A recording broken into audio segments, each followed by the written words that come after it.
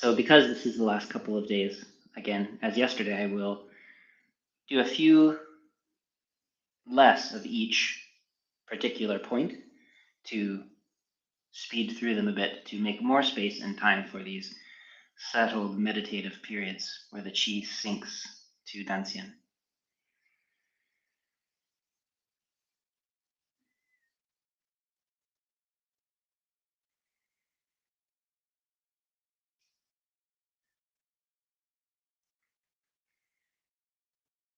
So in preparation for that, resting yourself comfortably in the way that we've talked about.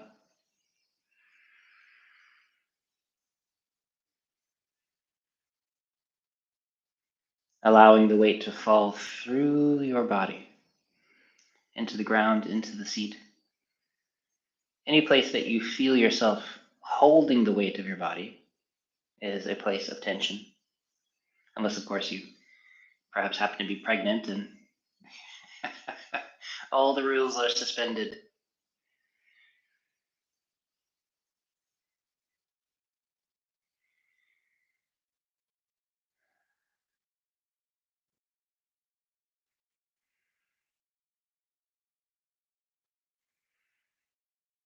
But for the rest of us, like that child in the womb, we are suspended in the sense of being weightless, free.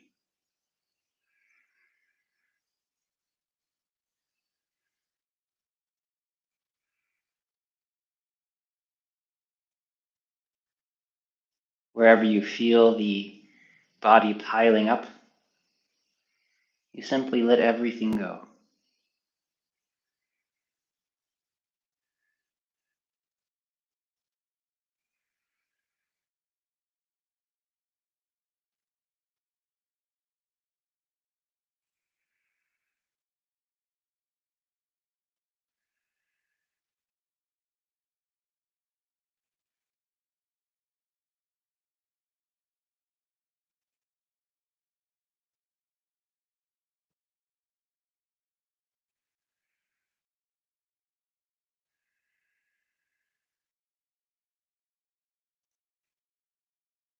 With each exhalation becoming lighter, a little bit taller, because you are decompressing your body. With each inhalation, your whole body-mind fills and grows still. One part stillness is one part softness. Every part of softness encourages a part of stillness.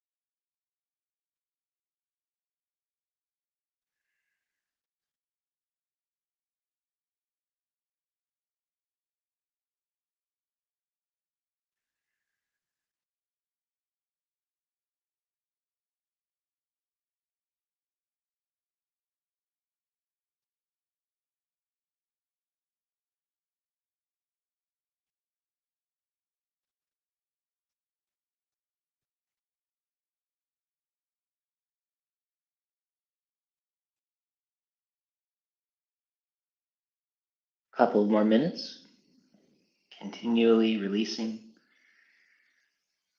The first thing always to do is to let go of the momentum of the day, wherever you are in your day, allowing everything to settle. If you have thoughts spinning from earlier, moving toward the future, or dragged into the past, just let them go. It's a kind of tension in your mind. And so this same skill, this continuing skill of letting go, softening, is what makes it effective to settle and come to rest in the present moment.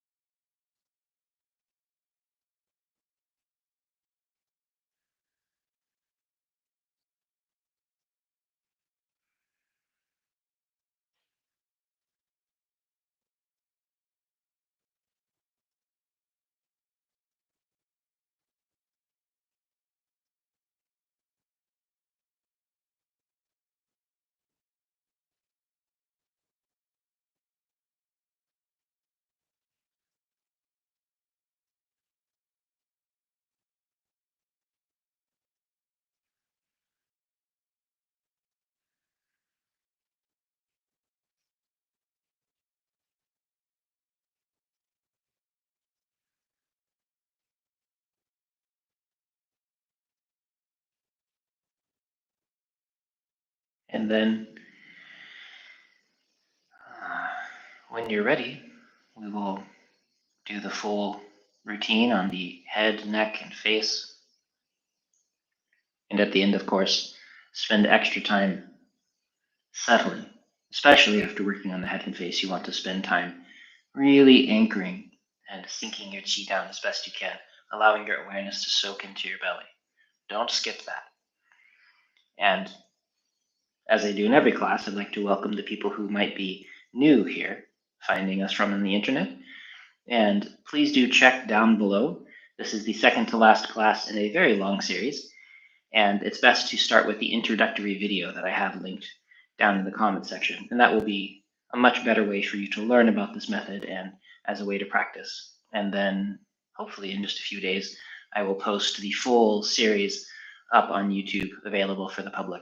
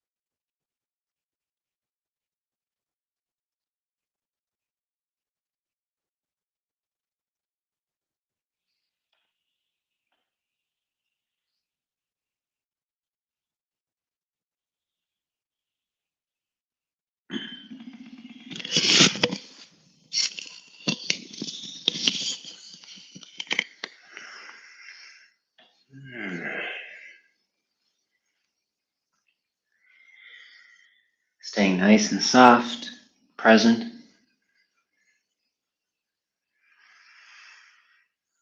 Softening open your shoulder, releasing outward toward the fingertips.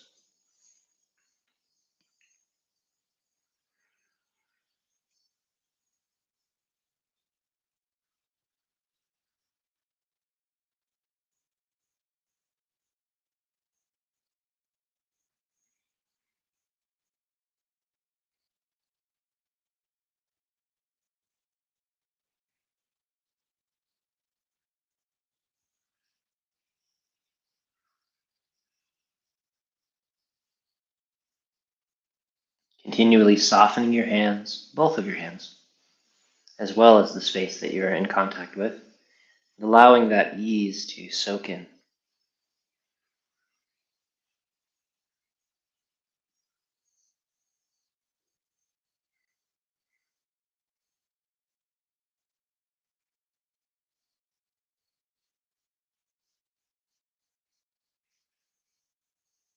All of this soft, gentle.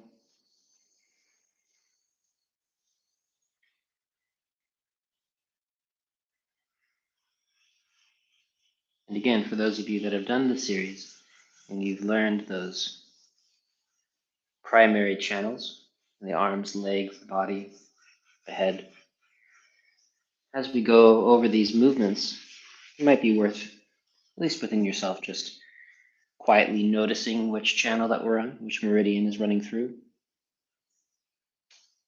just as a way for that spaced repetition to help let the information sink in to long-term memory.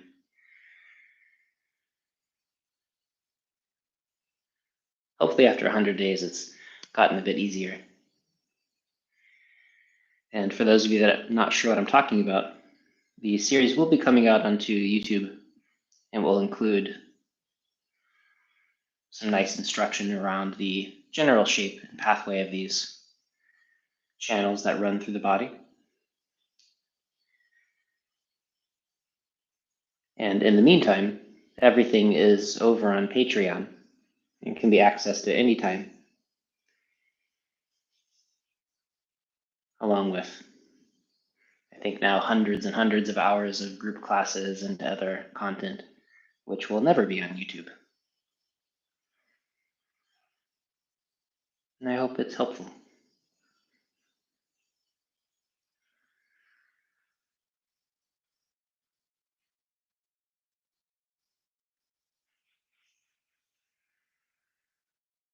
Soft hands, soft wrists and forearms around the elbow.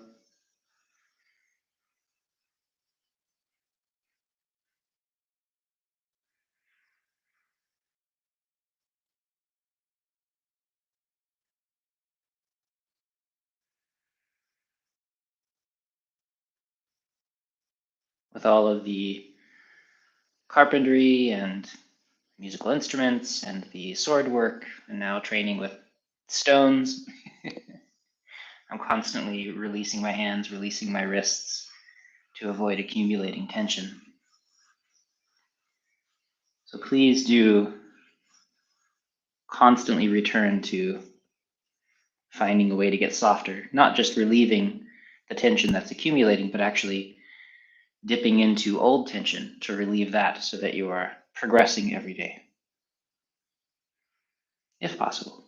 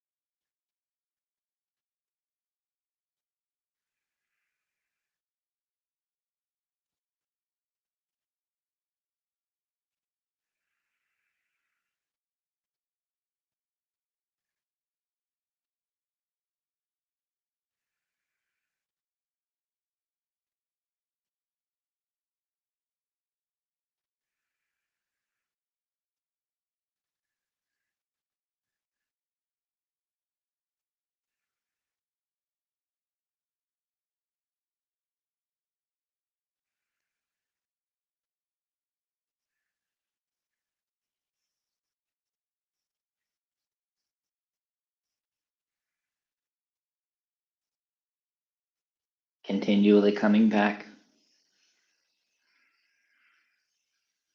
staying vivid and present.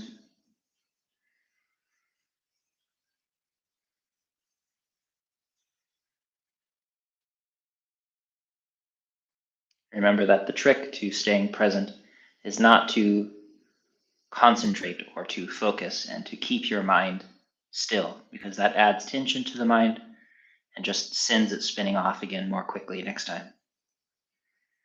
It's just a losing strategy.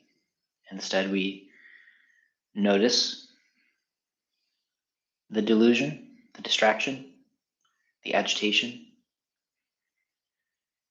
and simply notice that it's not interesting to be hallucinating in the middle of a class and come back.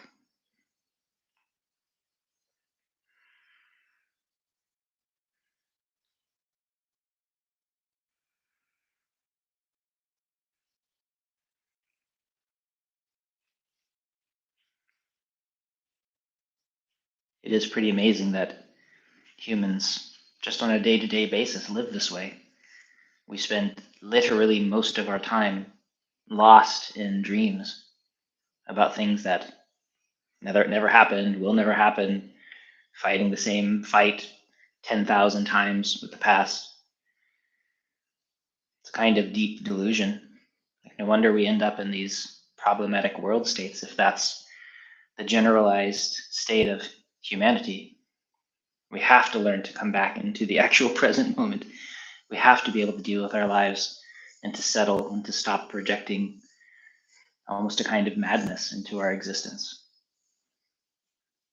We have to become disinterested with the delusions.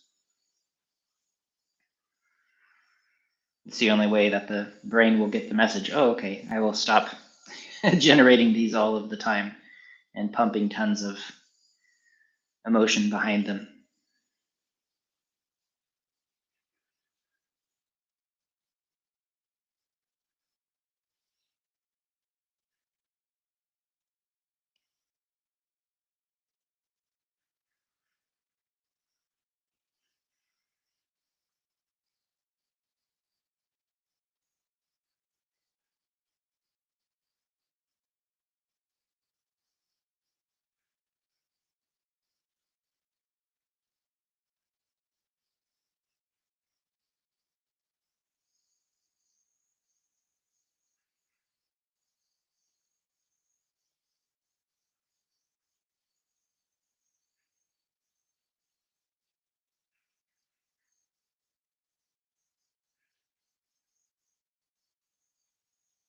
Continually coming back. And do remember that it requires a bit of qi to be present, which is to say that if you are exhausted, it becomes nearly impossible to rest in the present moment, because what the mind and body is trying to do is go to sleep. And so we end up being in a kind of half awake, half asleep exhaustion state for a lot of our lives. And it doesn't matter how much caffeine you consume, it's not going to help. And so we just end up being even more plagued by literal dreams that invade us when we're awake. Instead of being fully awake during the daytime and then able to sleep and dream at nighttime, things start to blend and cross and become messy. And it's not a healthy way to live. We have trouble distinguishing between what's actually happening and what's just imagination. And we want to become well rested, well nourished. It's simply part of the practice. You can't replace them. And so if you are exhausted and you haven't been sleeping, go to sleep. It's better than practice. If you haven't eaten, and so your system is just deficient and you're trying to move chi around, but there's no energy in your body because you haven't eaten, go eat something.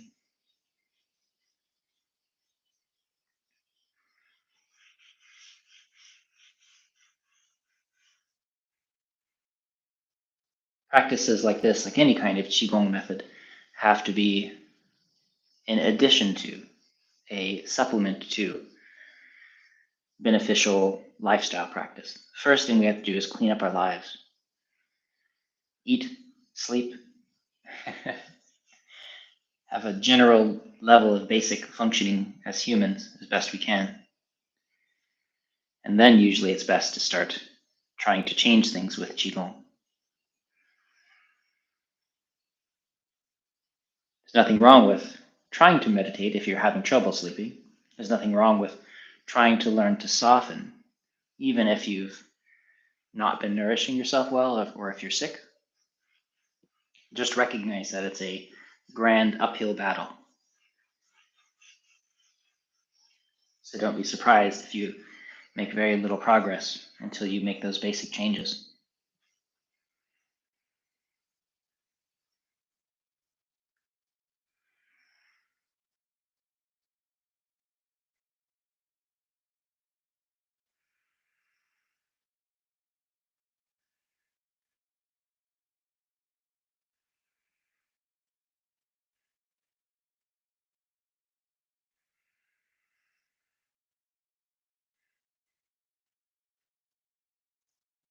Softening and softening. And in the meantime, one good practice for people who are being plagued by nightmares during the day is to learn to take them less seriously. And this, again, is more of this same practice that we're talking about here, where you just lose interest in the daydreams. You lose interest in the illusions. That's an important practice in general. I once had a very close friend who had a dream that she was fighting with me. She was arguing with me. I had done something terrible. I don't remember what it was. And when she woke up, she was angry with me. She was angry with me for days over the things I said and did in this dream.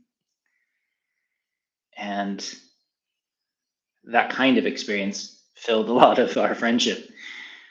And I see people like that, where they allow the experiences that are happening just in their illusionary time to direct their lives, to shape their personalities, and to really infest and infect their relationships.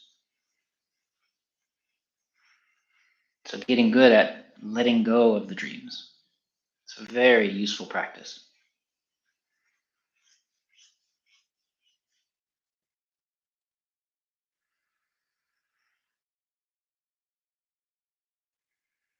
And so commit to yourself just right now that in the next few moments, if you find your mind wandering, you could even create a distraction. Maybe you imagine swans landing on a lake, or the last time you saw ducks flying off of the water. And it's a nice image. It's peaceful. And then purposefully notice that you are creating an illusion. You're creating an image. And then just don't push it away. Don't dismiss it. Don't force it down. Nothing like that. Instead, just go, oh, I am not so interested in that. And then once you lose interest in that, there will be this kind of gravitational pull of your mind where your awareness will come back to the present moment and back to what you're doing with your body. And the more often that you can do that, the easier it becomes, until it becomes the way that we live in the world and we just lose interest in daydreaming. Because real life is a lot more interesting.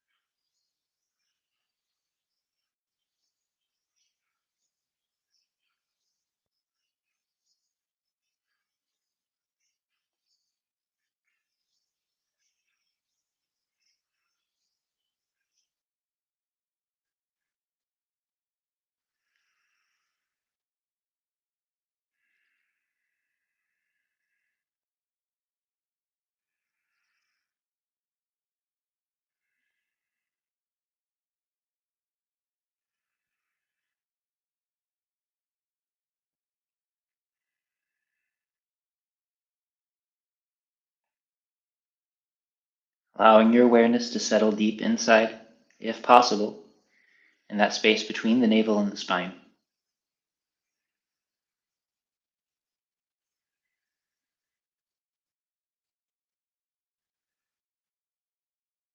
Settling there the way that your mind settles after releasing a distraction. Just naturally sinks.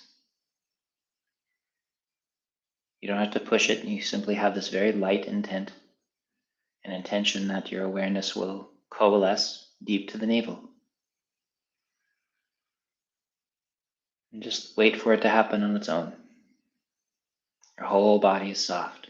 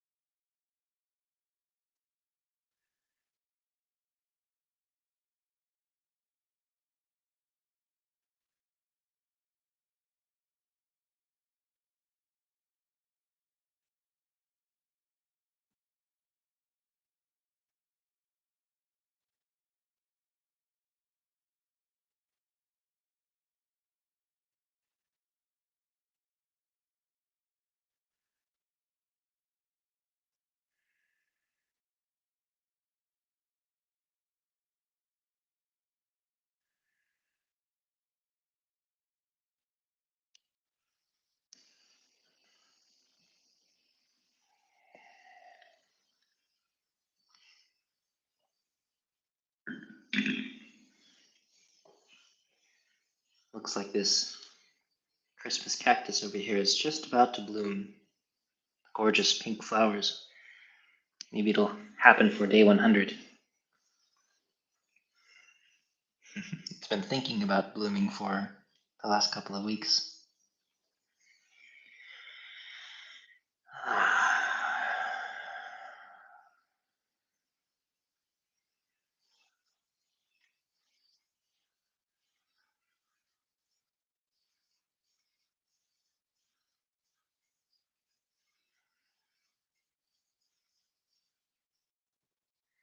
For those of you who are considering taking up regular meditation practice with your awareness inside, just as a note of encouragement that it gets easier and easier as you go. There's a kind of momentum and inertia to the practice, not just in the sense of habit, but For instance, if the mind is interested in what's happening, which is just something that happens on its own, then it's another way that it's very easy to allow your awareness to rest someplace.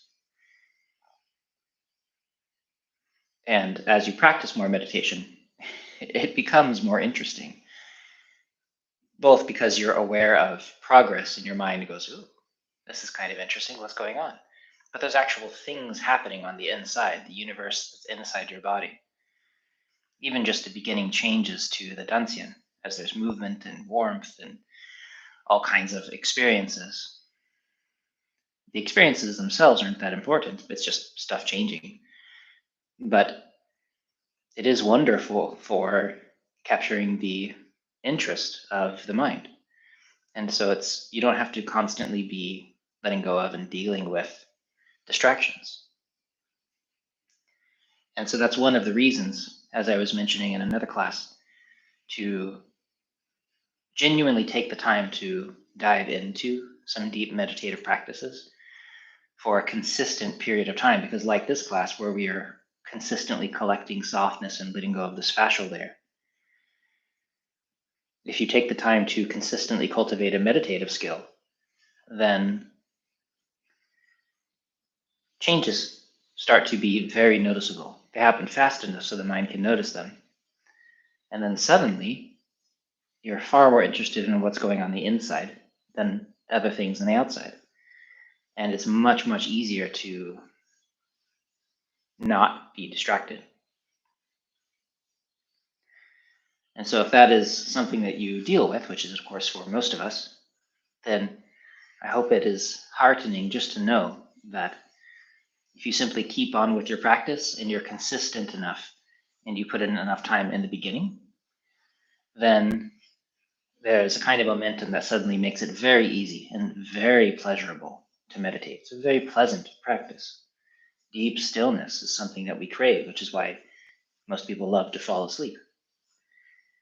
We're looking for that deep sense of relief and release from our ideas and our sense of self. And you can have that understanding, that knowledge. I don't really want to call it an experience, but that state while you are awake and vibrantly clear. And it is wonderful. And you learn to live that way.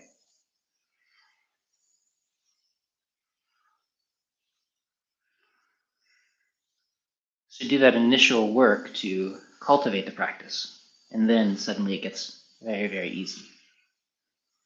I'm hoping that a practice like this helps make the whole process simpler as you sink into the body, coming back until the process takes over on its own.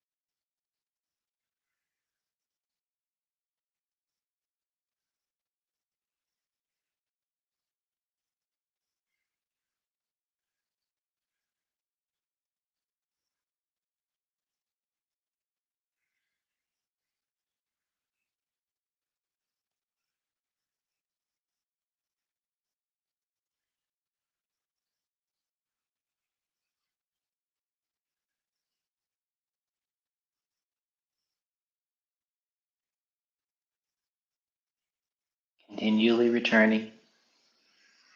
Your hands are soft, your awareness is soaking into that space between the skin and the musculature.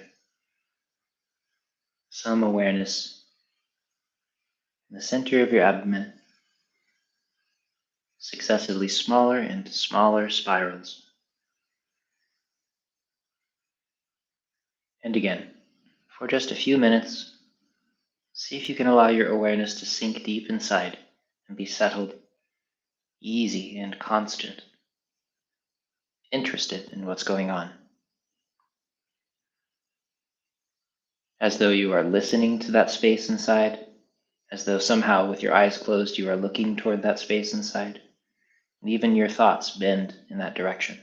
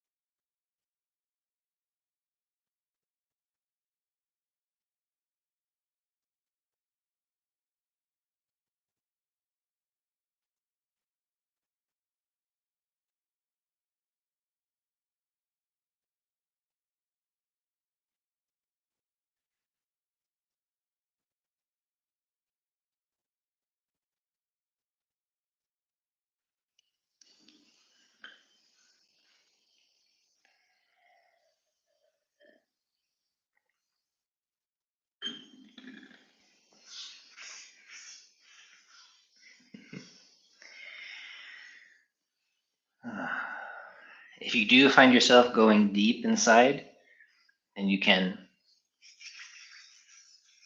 take the time to come back out in presence of your body. This quality of the ability to sink in and then come back out is a skill that develops.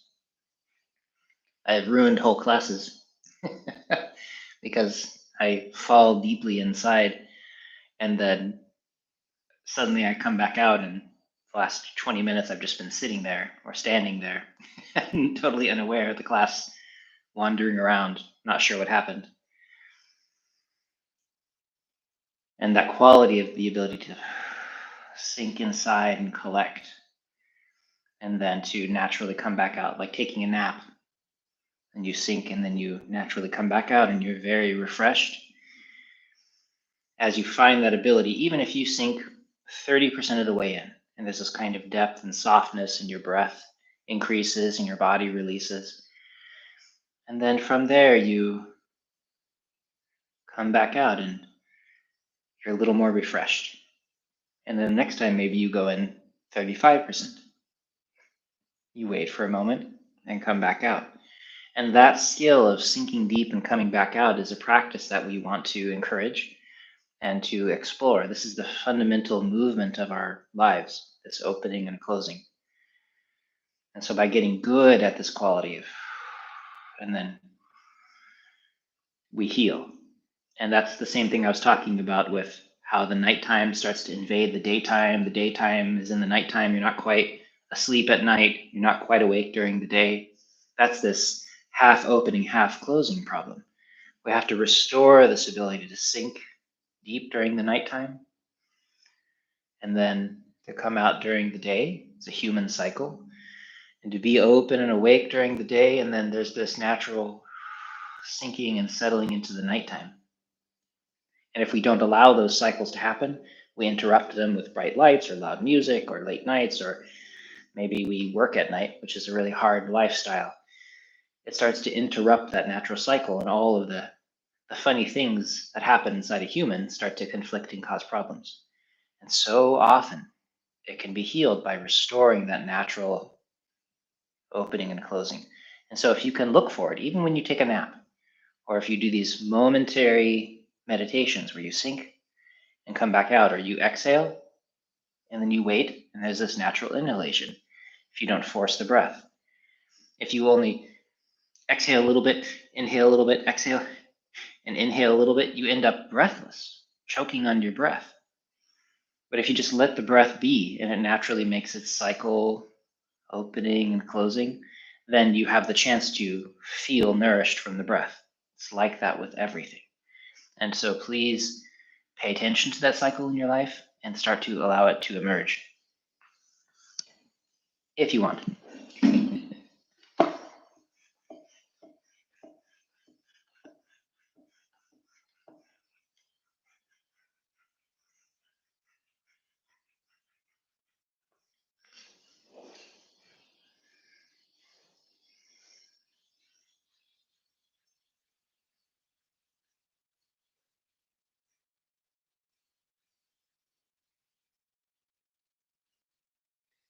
Keep your breath gentle and easy.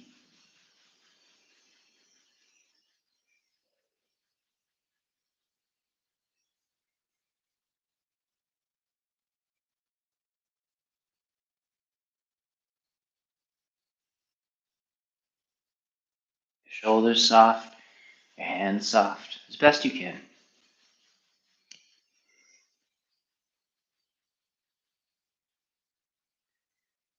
Perhaps you feel your breath filtering into that area that you're softening, expanding into it, healing that space from the inside.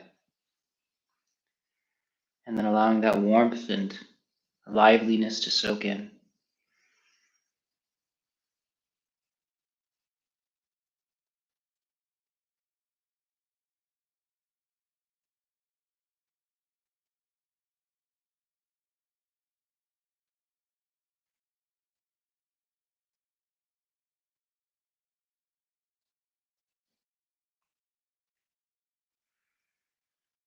Always waiting for a sense of softness. This is part of the same opening closing process. You can wait until your arms feel refreshed and then continue.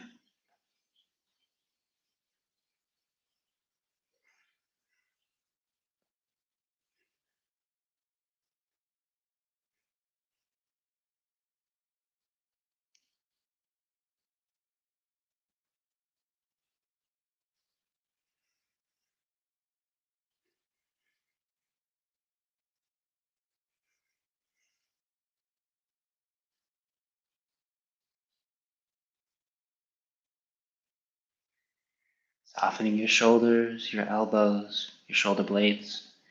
Your neck continuously releases upward.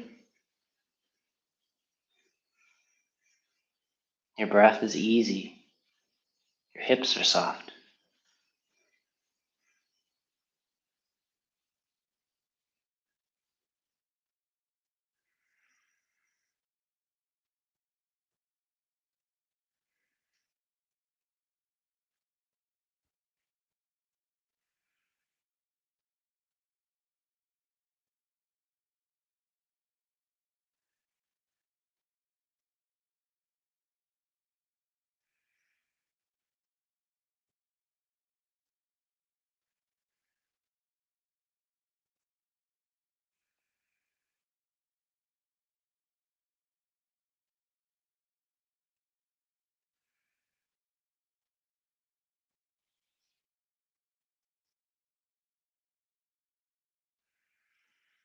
Wait until your arms feel soft and ready, your back is open, and then warming along the spine, the Mingmen.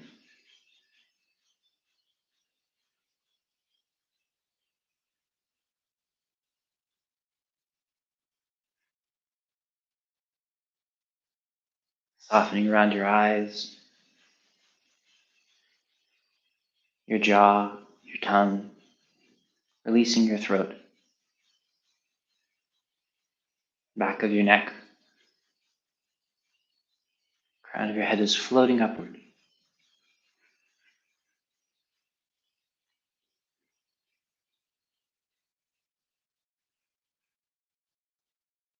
Warmth and liveliness soaking into the lower spine.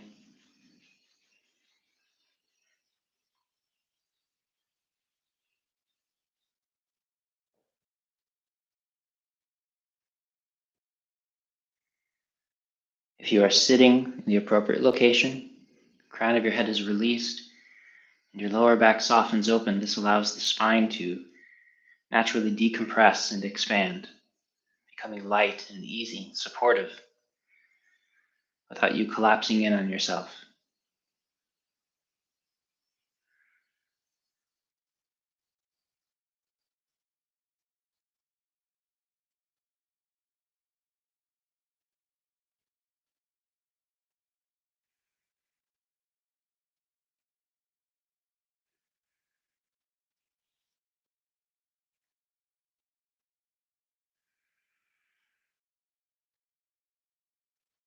And then warming the sacrum,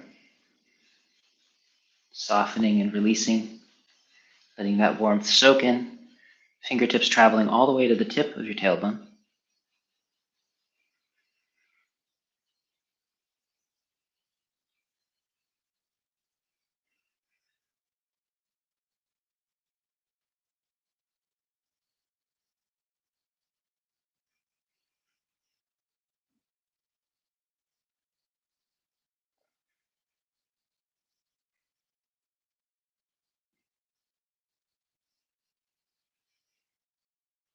And then once again, fresh, clear qi soaking in, nourishing that space between the skin and the musculature, filling out, softening everything in the area.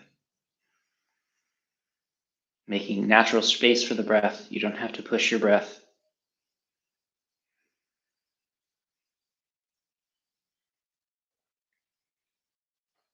It's amazing how much of these Taoist and traditional Chinese medicine practices are just a restoration of this natural quality. We stop kinking and compressing and tightening ourselves and following our mind around and generating huge emotions that damage us, living in a way that the world is forced to smash us.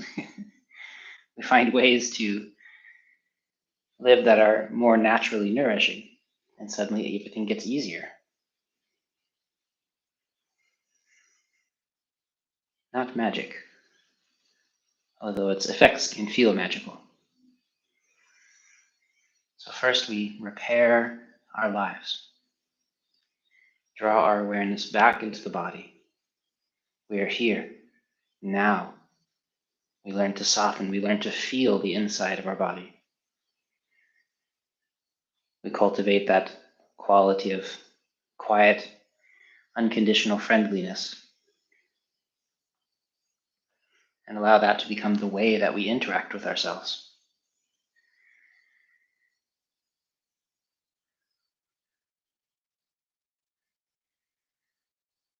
Developing essential basic skills, like just the ability to unclench our hands, to soften our jaw, to breathe.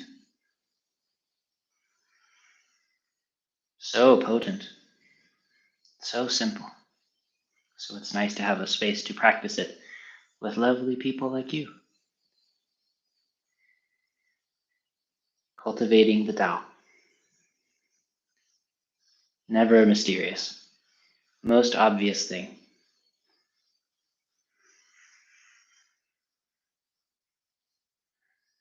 ZhiCheng Shifu says all the time that there are no secrets, only the obvious unseen.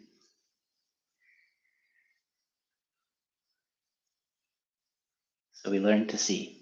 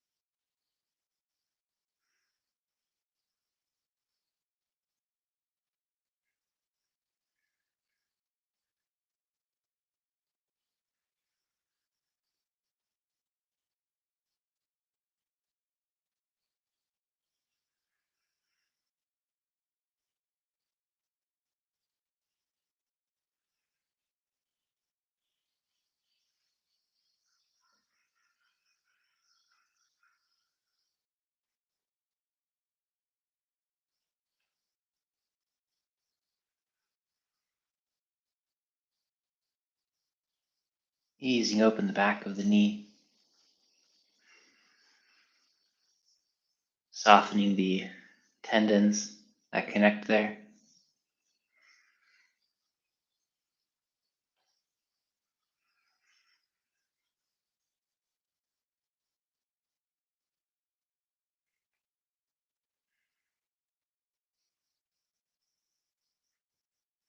The head of the muscle next to the shin. Maybe I'll use my palms. Feels nice today.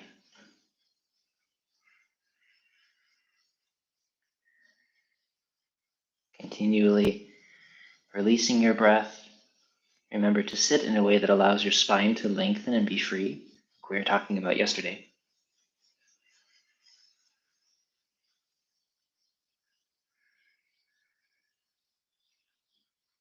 Gallbladder 34, a little above and to the outside of stomach 36. And take your time.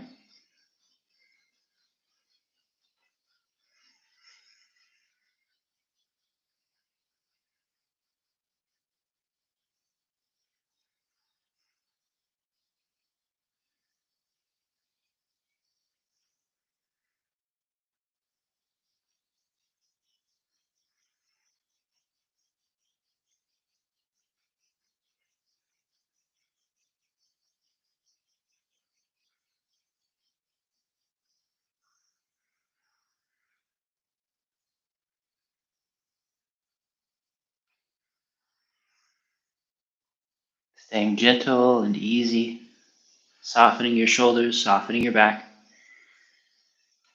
As your hands come forward, if possible, avoid letting your shoulders roll forward. Keep your shoulder blades settled in the back, this space open, without pushing them forward. It's not that it's bad to use your shoulders. It's just that it tends to cause people to round their back and tighten their neck.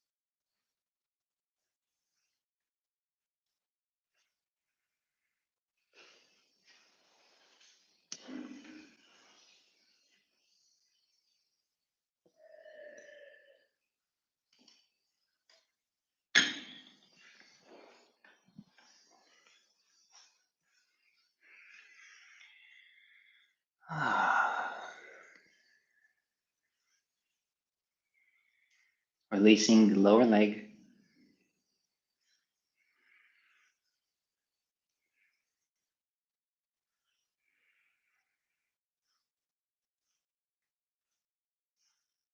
See if you can find spaces that want to be released in your calves and help them open. After 100 days of this, I can't even find a small tight spot in my calf as I push around. Such a useful practice. Gosh.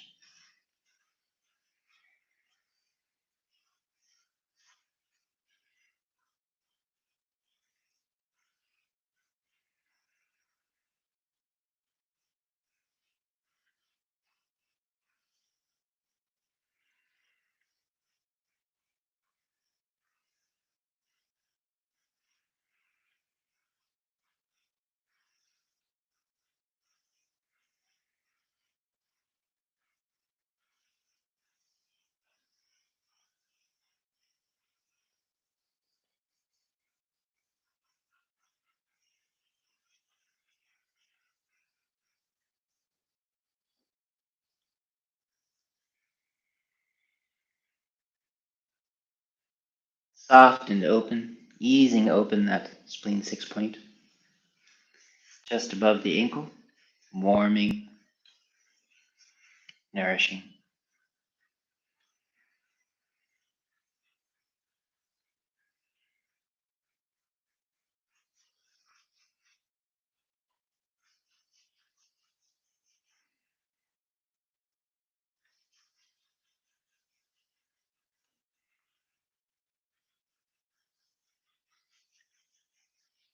And again, just as a suggestion for people who will be doing the next 100 days with me, whenever I get to that, which will include lots of standing and other practices, you want your feet to be soft and warm,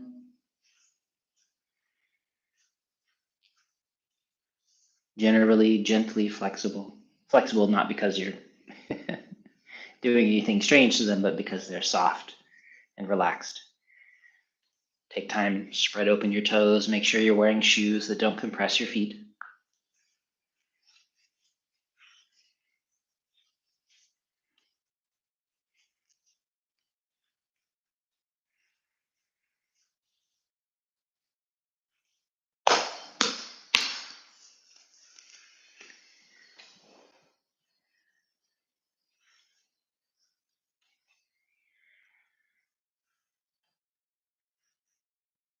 We want to let our feet become big, wide duck feet.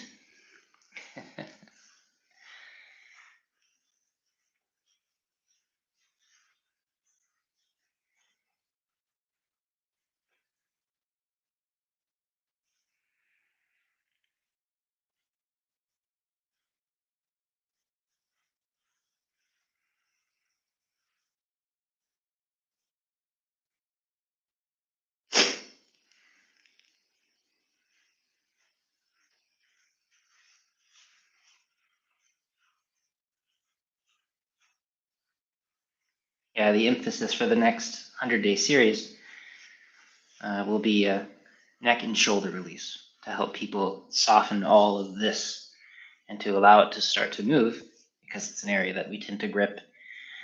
And whenever I have somebody in the clinic and we're working on releasing their shoulders, they are shocked that it's possible to move their shoulders in this way. And so setting aside and going to work with Shifu to create a sequence just for that, just very specifically for relieving the neck and shoulders. And I'll try to fit it in with a larger Qigong practice so that people can do that just as its own health practice as well.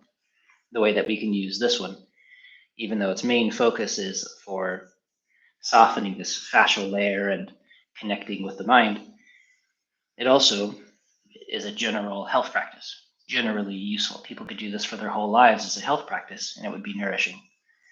And so we try to design 100-day segments that are like that as well, so that if people enjoy them, they can just keep on with them. And the emphasis will be the neck and shoulders, but there will be a whole body benefit, as well as more good traditional Chinese medicine knowledge embedded in it, so that people who do all my classes slowly become doctors of Chinese medicine, whether they want to or not, or at least knowledgeable in the theory, so that they can understand their bodies better. That's my plan.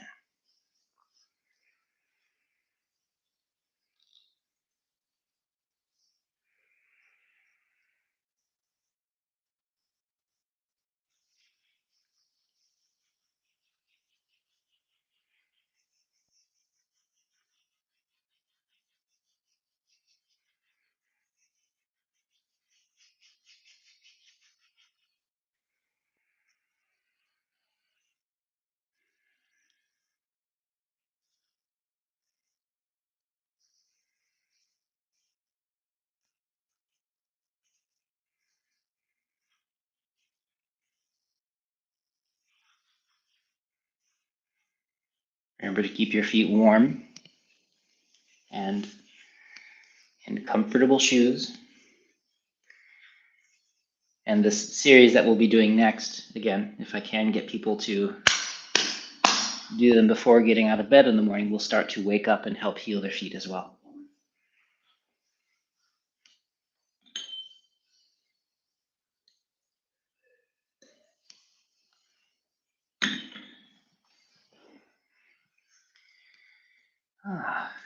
Remember to soften from the hips rather than reaching with the shoulders, washing the legs. Probably easier if you do this sitting on the ground rather than in a chair. But whatever it is that works for you.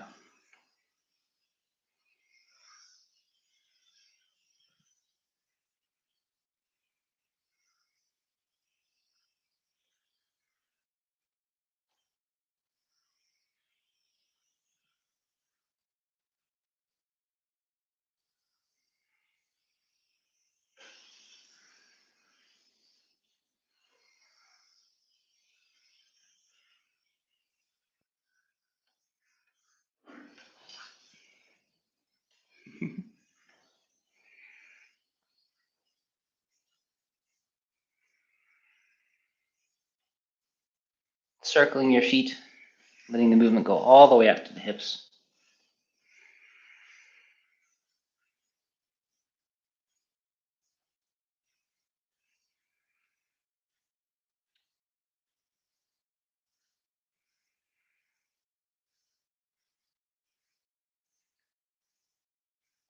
As large as feels comfortable. I wore my special avocado socks just to make it easier to see them. And then, again, I'll use my hands to show what we're doing. Circling the feet. And make sure you're not just moving your toes, but you're actually trying to shape the feet so that they round along the bottom. You're also not just moving your ankles without moving your feet. Engage your feet.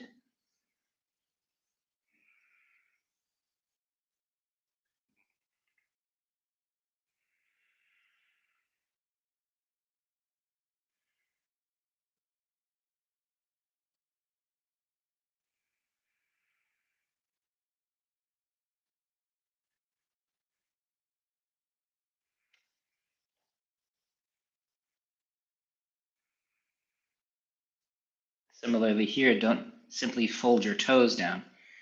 Open your toes, spread the bottom front third of your feet, spreading out and then pulling in toward the center, the avocado there in the bottom.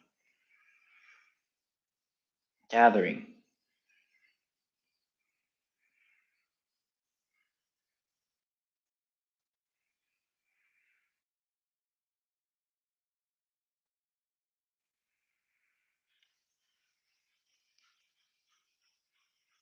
Every day before getting out of bed, as best you can.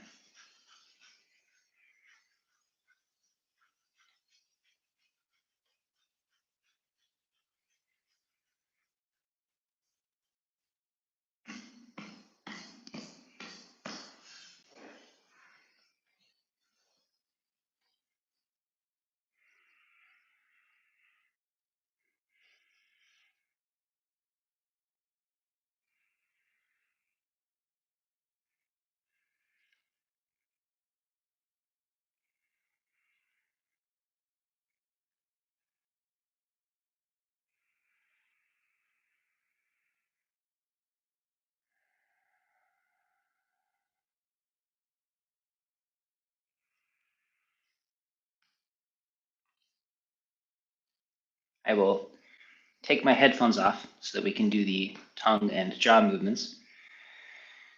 Gather saliva, swallow the saliva, follow it down. Let your awareness settle in that space between the navel and the spine. We'll take a few minutes. And then if you feel like laying down, of course, after you've settled your awareness here, you can feel free to do that.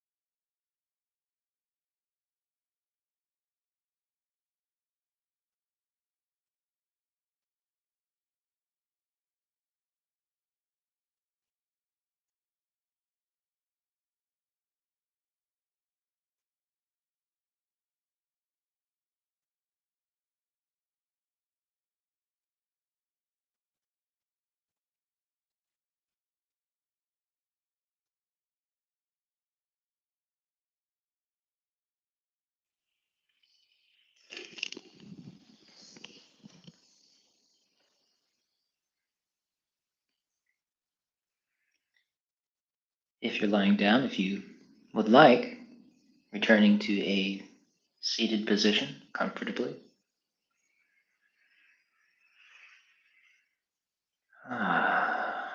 As usual, allowing your awareness to spread out through your body, just feeling your whole body at once. Especially taking note of that layer that we've been awakening these last 100 days.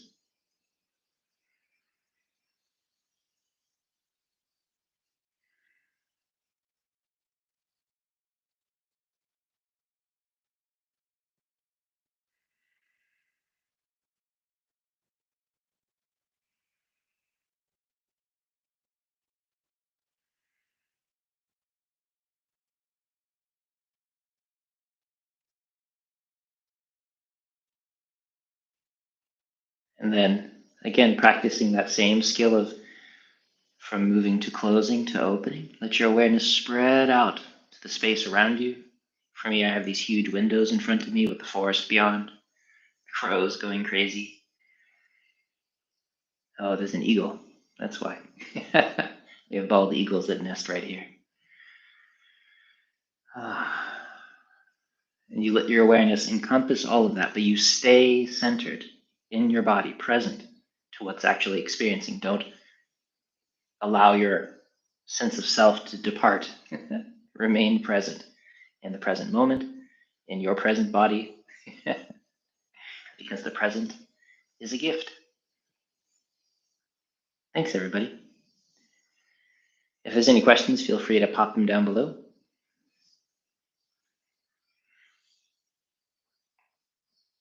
Looks like we have a Mel.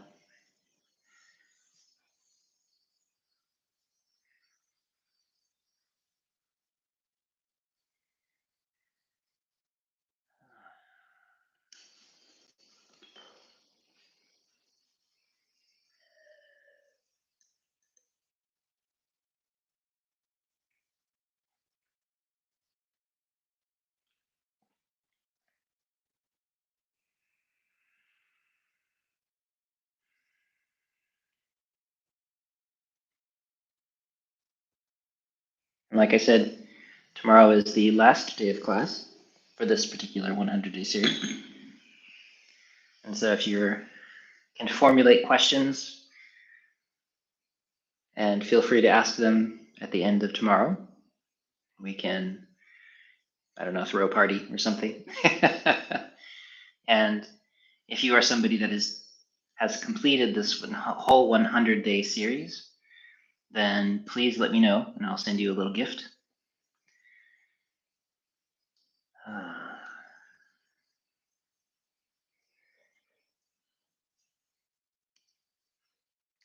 So there's a question around movements in the Dantian being distinguished from movements of natural release, and they're not really separate. The movement in the Dantian is a part of natural release because it's a part of the body. So I'm not quite sure if you're referencing rotational Dantian or that internal process. Sometimes it's just, people feel rumbling and they think it's their Dantian, but it's just gas. Sometimes it's the other way around. And it's all okay. The most important thing to do is don't care. Don't care about any of it. It's just another distraction and it's what takes us away. And so if you have really negative experiences happening, like if your sexual energy gets hypercharged or your mind starts getting really intense or your emotions start getting fed, it means you're practicing incorrectly and the energy is going to the wrong aspect of your nature instead of centering and making you more settled and peaceful. And so you have to be careful of things like that. But if it's just other sensations, movements, sometimes things that come out through your body or those kinds of qualities, then it's best just to ignore them. Unless you're sitting with a teacher, because you're meditating every day with a teacher, and if they ask you, you should let them know what's going on, because they can feel your chi and make sure that things are staying balanced. But if you're on your own, for the most part, just the best thing to do is ignore them, because otherwise it pulls your attention away and it actually disrupts the practice. Oh, Steph, that is the best possible reason. Different kind of Dantian movement. Yeah, that's so great. Yeah, Steph, I had a dream about you with your baby. And so Maybe it's a sign. We'll pray it's a sign. We'll pretend it is.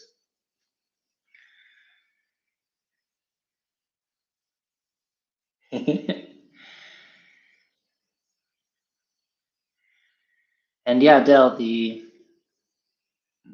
symptoms of cultivating the lower Dantian field are they can get pretty strong as far as heat and sometimes movement.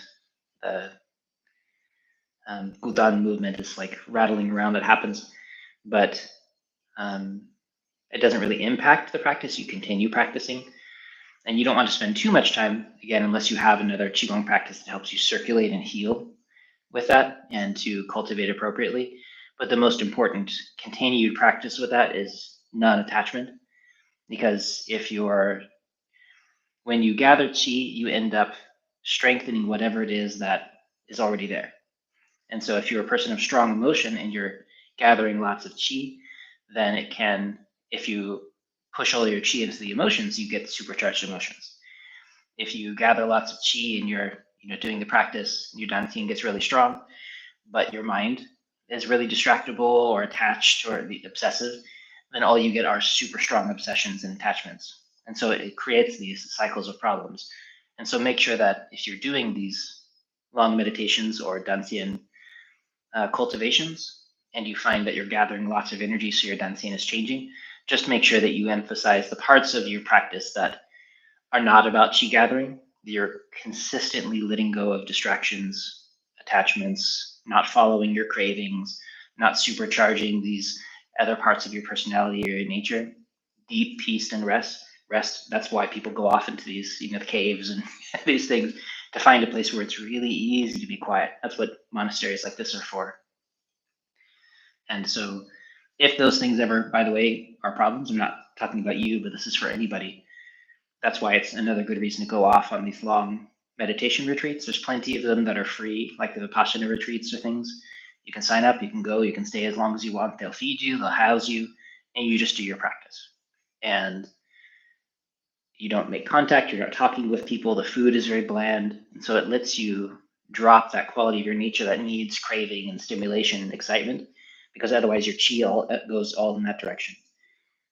And so, especially if you're a solo practitioner without a teacher sitting there next to you, then you have to be extra careful, because it's easy to get lost with supercharged delusions. Because if you're a person that tends to have them, again, not saying you, but anybody, then you cultivate all this chi and now you have supercharged delusions. And that is a very famous problem. That's dragon sickness and all these things that we talk about. So all I say is be careful and just emphasize the quality of settling. Deep peace, deep presence and stillness, not doing anything with it. That way the chi can settle and condense and do its process, because it requires that space of stillness so it doesn't get ejected and cause problems.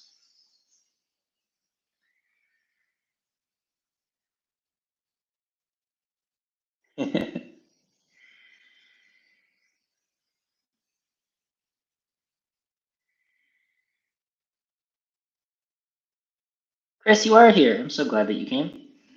I thought maybe you didn't come. Taxi duty. I don't know what that means, but if you want to send me a message describing it, I'd love to hear. I'm glad that everybody made it and came. Such a nice group of people. And for those of you following perhaps years later, you're also welcome to leave some comments down below. Let us know that you're watching and how it's going for you. And this is an ongoing system. It's never ending, and we're all practicing together, even through space and time. And we all support each other. And that's really important, because none of us do this on our own. And the more we can support each other, I feel supported by you. And if you feel supported by each other and by me, then that's the shape of the circle that we're trying to create. And so if you want some homework other than meditation, do one thing kind. Maybe teach this to another person if you have access to it.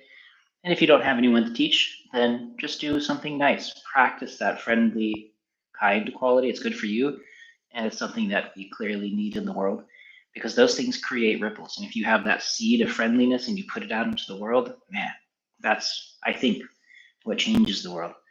Selflessness, friendliness, that quality of open-hearted giving, desperately needed as medicine in the world right now.